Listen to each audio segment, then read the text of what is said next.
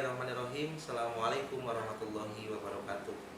Salam, namo buddhaya, Om Swastiastu, Rahayu. Salam kebajikan, Sampurasun. Selamat siang, salam sejahtera untuk kita semua. Merdeka. Alhamdulillah pada kesempatan hari ini, di detik ini juga kita bisa bertemu dengan kondisi keadaan sehat. Mudah-mudahan tetap bahagia lahir batin, merdeka dalam hidupnya, tanpa kesedihan sedikit. Walaupun dalam kondisi era pandemi ini kita menginjak dalam era postmodern yang sesungguhnya sebetulnya, sehingga basis digital dan virtual ini sangat bermanfaat, berguna untuk kita semua, baik dari saya untuk kawan-kawan semua ataupun dari kawan-kawan untuk saya. Yang penting kita tetap menjaga keutuhan dalam satu figura saja, ya, khusus untuk angkatan tahun 2018 bersama saudara-saudara mahasiswa Fakultas Hukum UBP Kerawang, juga bersama saya Dr. Anwar Hidayat SHMH sebagai pengampu dosen hukum pemerintah daerah. Itu di antaranya.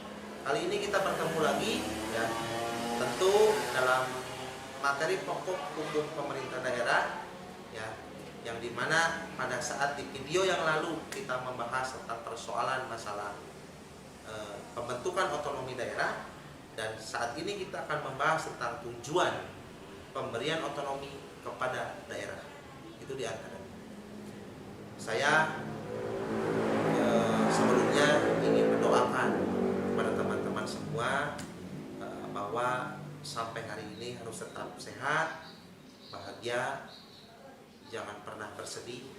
Apapun yang kita sedang hadapi, mudah-mudahan diberikan ridho oleh Ilahi, ya kan, keberkahan yang sungguh luar biasa, tentu untuk mencapai pada persoalan kebahagiaan. Itu di antaranya. Dalam materi pokok selanjutnya dan di video hari ini dan di video selanjutnya kita akan membahas tentang tujuan pemberian otonomi kepada daerah. Dalam persoalan tujuan pemberian otonomi kepada daerah, setidak-tidaknya tidak akan kurang daripada 4 hal atau 4 tujuan, ya, ketika berbicara soal tujuan pemberian otonomi kepada daerah. Menurut Profesor Bagirmanan, yang dimana sekurang-kurangnya ada 4, ya, tujuan dalam pemberian otonomi kepada daerah menurut Profesor Bagirmanan, di antaranya, ya kan, A. Mendemokrasikan, ya, pemerintahan. Tujuan pokoknya itu, ya kan, mendemokrasikan pemerintahan. Sehingga bagaimana caranya? Tujuan daripada persoalan masalah pemberian otonomi kepada daerah itu yang pertama adalah mendemokrasikan pemerintahan. Itu adalah tujuan pokok. Yang keduanya pembagian dan pembatasan kekuasaan, ya kan? Sehingga tidak semuanya tersentral baik di pemerintah pusat ataupun di provinsi, tidak, ya kan? Pembagian dan pembatasan kekuasaan yang dimaksud adalah ada skup yang diatur oleh pemerintah daerah itu sendiri, ya kan? Ada yang diatur oleh pemerintah provinsi, ada yang diatur juga oleh pemerintah pusat, ya kan? Seperti apa yang dulu saya pernah sampaikan di dalam hukum tata negara atau di dalam sistem ketatanegaraan. Ada salah satu asas tentang pembagian kekuasaan atau pemisahan kekuasaan, yang tidak mungkin satu kekuasaan bergontok-gontokan diatur oleh satu kekuasaan itu sendiri, tidak.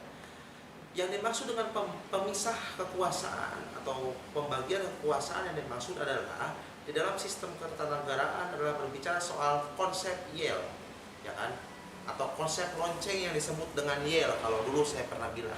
Kenapa saya sebut Yale, ya kan? Yudikatif, eksekutif, dan legislatif itu hanya salah satu konsep yang saya suguhkan dengan sederhana agar lebih cepat, mudah dimengerti dan dipahami serta dimaknai oleh teman-teman mahasiswa semua. Nah, di sini kan kalau tidak ada pemisahan kekuasaan dan pembagian kekuasaan, masa iya persoalan yudikatif akan dilaksanakan oleh eksekutif, persoalan eksekutif akan dilaksanakan yudikatif, persoalan yudikatif dan eksekutif akan dilaksanakan oleh legislatif? Kan tidak mungkin. Semua ada batas porsi yang membedakan, sehingga muncul persoalan tentang pembagian dan pemisahan kekuasaan. Yudikatif dilaksanakan oleh yudikatif, ya kan? Eksekutif dilaksanakan oleh eksekutif, legislatif dilaksanakan oleh legislatif, ya kan? Kawan-kawan juga sudah tahu sebetulnya, sudah harus memahami dan memaknai persoalan pemisahan kekuasaan yang dimaksud, gitu kan, atau pembagian kekuasaan yang dimaksud, ya kan? Legislatif misalnya. Nah, legislatif kan memiliki indikator-indikator tugas di dalamnya, ya kan? Menginisiasi dalam persoalan rancangan peraturan perundang-undangan baik di pusat ataupun menginisiasi rancangan peraturan daerah tingkat provinsi ataupun daerah, kabupaten kota, itu diantaranya. Mengawasi daripada eksekutif, ya kan? Nah, controlling, budgeting, itu diantaranya. Kan tidak mungkin controlling, budgeting, itu kan inisiasi membuat peraturan dilaksanakan oleh yudikatif, kan berbeda. Nah, ini yang dimaksud dengan pemisahan kekuasaan.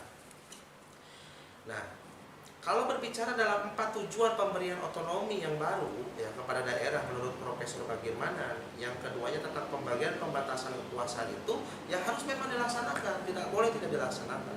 Dan yang ketiganya atau C-nya, efisiensi dan efektivitas pelaksanaan tugas-tugas pemerintahan. D, pembangunan. Sehingga persoalan konteks di dalam tanda kutip tentang kesejahteraan rakyat itu harus terrealisasikan, harus terimplementasikan. Tidak boleh adanya tujuan otonomi baru atau tujuan pemberian otonomi, ya, salah satunya adalah mendemokrasikan pemerintahan, tidak memiliki salah satu cita-cita untuk mensejahterakan rakyat. Tidak boleh.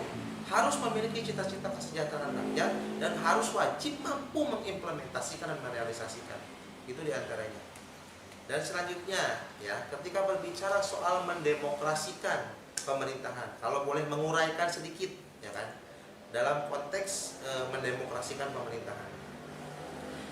Di dalam mendemokrasikan pemerintahan, sistem ekonomi memberikan kemungkinan yang lebih besar dan konkret, ya kan, bagi rakyat untuk turut serta mengambil bagian dan tanggung jawab dalam proses pemerintahan di daerah. Di daerah-daerah dibentuk badan-badan perwakilan rakyat seperti DPRD ataupun BPD. Itu diantaranya.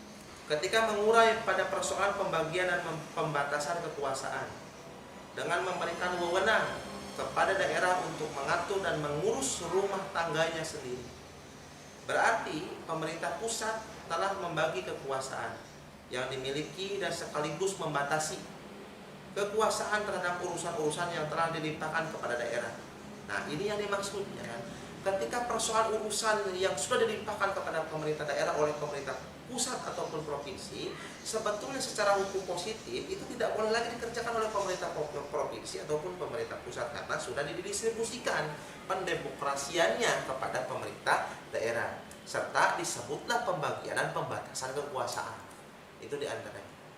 Selanjutnya, ketika harus mengurai pada persoalan efisiensi dan efektivitas pelaksanaan tugas pemerintahan, ini sangat sulit, ya kan, bagi pemerintah pusat untuk mengurus dan menjalankan tugas dengan sebaik-baiknya terhadap persoalan yang bersifat kedaerahan atau lokal atau muatan lokal atau kearifan lokal. Dengan adanya otonomi daerah, diharapkan masalah-masalah baik dalam tanda kurung politik, ekonomi, sosial, dan budaya yang semata-mata bersifat lokal akan mendapat perhatian yang wajar dan baik. Dari segi penyelenggaraan administrasi, pemerintahan pada umumnya dapat diselenggarakan dengan lebih murah, efisien, dan cepat serta akuntabel. Itu diantaranya. Nah, yang terakhir dalam 4 tujuan menurut Profesor Bagirmanan, ya, tentang pembangunan, ya kan? Ketika harus diurai bahwa partisipasi rakyat yang merasakan aspirasinya diperhatikan akan lebih mudah untuk dibangkitkan. Dengan keuangan yang digali oleh daerah itu sendiri, maka daerah dapat secara bebas membangun apa yang menjadi kebutuhan nyata oleh daerah itu sendiri. Karena daerahlah yang paling mengetahui kepentingan dan kebutuhan daerahnya. Seperti apa yang tadi saya sampaikan di awal, bahwa berbicara persoalan pembangunan apa yang diuraikan tadi, ya kan? Seperti yang di awal yang saya sampaikan, yang berhak untuk menyelenggarakan pemerintahan otonomi ataupun yang berhak menyelenggarakan pembentukan otonomi, itu kan, ini berbeda definisinya. Kalau persoalan masalah pembentukan otonomi daerah yang baru itu harus diketahui dan dibahas, direncanakan oleh pemerintah provinsi ataupun pusat, tapi kalau berbicara penyelenggaraan otonomi daerah harus dilaksanakan oleh daerah yang memiliki wilayah hukum itu sendiri. tidak boleh penyelenggaraan pemerintah daerah dilaksanakan oleh wilayah hukum daerah yang lain. Karena yang mengetahui di dalam konteks pembangunan apa yang disampaikan oleh Profesor Bagi Rumanan dalam 4 tujuan dalam otonomi daerah, diantaranya apa yang tadi disampaikan tentang dengan keuangan yang digali oleh daerah itu sendiri, maka daerah dapat secara bebas membangun apa yang menjadi kebutuhan nyata daerah. Karena yang mengetahui daerah itu sendiri berarti daerah yang memiliki wilayah hukum itu sendiri sesuai dengan kebutuhan daerahnya itu sendiri. Nah, itu diantaranya ketika kalau memang mesti harus menguraikan 4 tujuan daripada pemberian otonomi kepada daerah menurut Profesor Bagi Rumanan. Karena bagaimanapun juga Profesor Bagi Rumanan ini adalah merupakan salah satu pakar dalam persoalan sistem ketatanegaraan khususnya otonomi daerah, karena beliau juga adalah salah satu guru saya, yang dimana beliau juga adalah salah satu pendiri Yayasan Universitas Islam Bandung. Itu diantaranya. Nah, di dalam materi tentang tujuan pemberian otonomi kepada daerah, setidaknya kalau sedikit direview atau boleh mereview, ada 4 tujuan dalam tujuan memberikan otonomi kepada daerah. Ya kan, salah satunya tadi yang sudah diuraikan satu persatu dalam 4 tujuan dalam amanat rujukan dari Profesor Bagi Rumanan. Untuk itu mohon maaf kembali ya, dan terima kasih banyak yang sebesar-besarnya atas perhatiannya dan telah membuka ya dokumen dan video YouTube saya dalam hukum pemerintah daerah di materi tentang tujuan pemberian otonomi kepada daerah.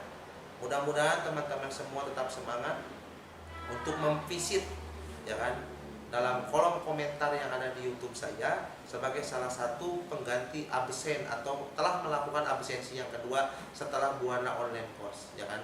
Sehingga absennya 2 ada di Buana Online Course dan juga di visit di komentar YouTube saya pribadi. Untuk itu mudah-mudahan yang melihat mendengarkan video saya dan memaknai video saya mudah-mudahan diberikan keberkahan, kebahagiaan yang luar biasa tanpa kesedihan hidupnya, dan tentu hutangnya lunas, rezekinya semakin banyak. Ya, itu diantaranya. Mohon maaf apabila memang tidak bisa memuaskan, karena saya sedikit pun tidak ditakdirkan menjadi alat pemuas buat teman-teman semua.